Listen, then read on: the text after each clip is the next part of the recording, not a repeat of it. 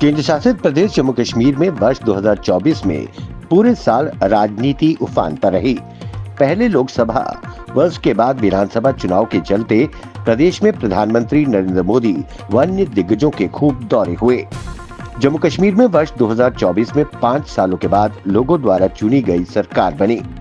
प्रदेश के मतदाताओं ने नेशनल कॉन्फ्रेंस को सत्ता तो भाजपा को मजबूत विपक्ष की भूमिका दी। अब चुनाव के बाद प्रदेश के मतदाताओं ने इन दोनों राजनीतिक दलों से जम्मू कश्मीर के राज्य के दर्जे की बहाली के साथ विकास व खुशहाली की उम्मीदें लगाई है।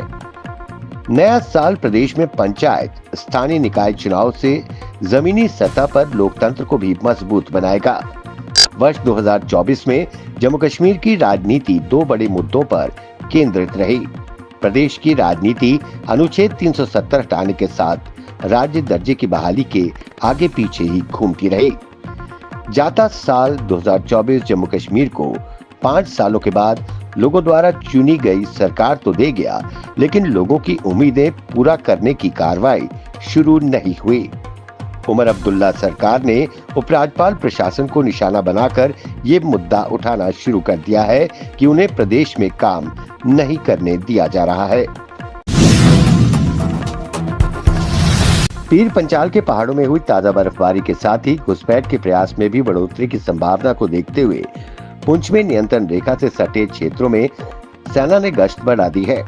मौजूदा समय में पीओके में करीब 1.5 दर्जन लॉन्चिंग पैड हैं, जिन पर 150 से अधिक आतंकी घुसपैठ की फिराक में हैं। इसलिए खून जमा देने वाली ठंड के बीच सीमाओं की सुरक्षा में तैनात सेना के जवान 4 से 5 फीट तक जमी बर्फ में भी तारबंदी के नजदीक गश्त कर दुश्मन के नापाक मंसूबों को विफल करने में जुटे हैं। धुंध और रात के अंधेरे में भी दुश्मन पर नजर रखने में thermal imaging device, night vision कैमरे और यूएवी ड्रोन सहित अत्याधुनिक निगरानी प्रणाली का उपयोग जवान घुसपैठ रोकने के लिए कर रहे हैं। घुसपैठ रोधी कार्रवाई में अत्याधुनिक तकनीक और अभियान रणनीतियों का इस्तेमाल किया जा रहा है। मुख्यमंत्री उमर अब्दुल्ला ने कहा कि श्रीनगर जम्मू राष्ट्रीय राजमार्ग पर काजीगुंड को बनिहाल से जोड़ने वाली नवयुग टनल का नाम दिवंगत प्रधानमंत्री डॉक्टर मनमोहन सिंह के नाम पर रखा जाना चाहिए।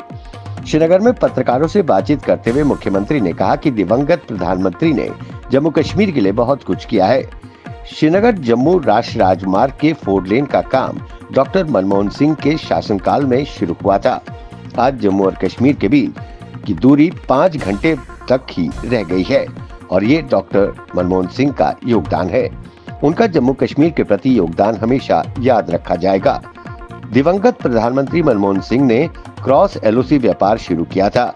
जम्मू कश्मीर के विद्यार्थियों के लिए prime minister special scholarship scheme भी डॉक्टर मनमोहन सिंह ने शुरू की थी।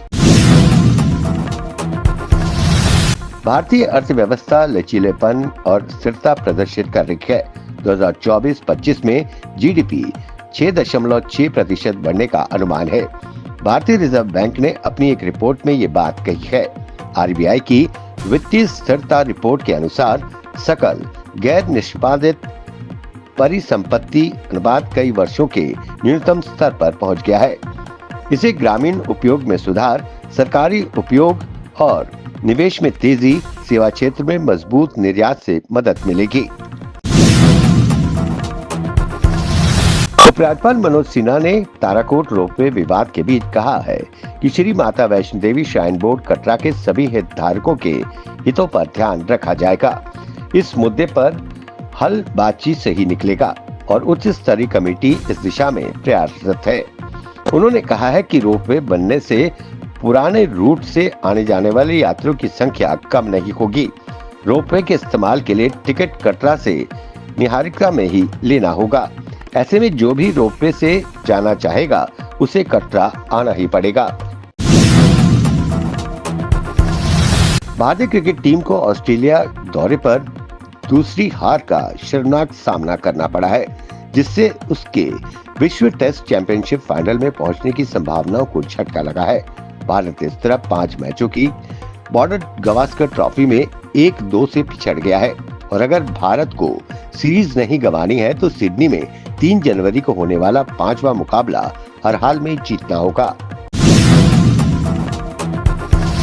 हरियाणा पंजाब के शंभू और खरौनी बॉर्डर पर चल रहे किसान आंदोलन के समर्थन में किसानों ने अपने पंजाब बंद के आह्वान के तहत जगह जगह प्रदर्शन किए, जिसका प्रदेश में व्यापक असर देखने को मिला।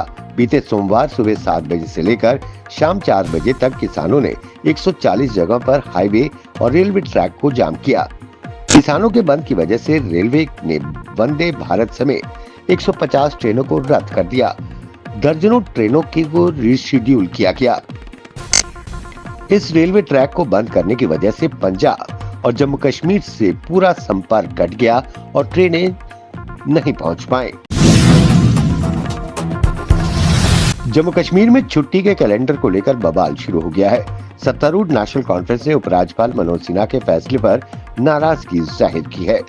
दरअसल नेशनल कॉन्फ्रेंस के संस्थापक और पूर्व मुख्यमंत्री शेख मोहम्मद अब्दुल्ला की जयंती पर छुट्टी घोषित नहीं होने पर पार्टी कार्यकर्ताओं ने निराशा व्यक्त की।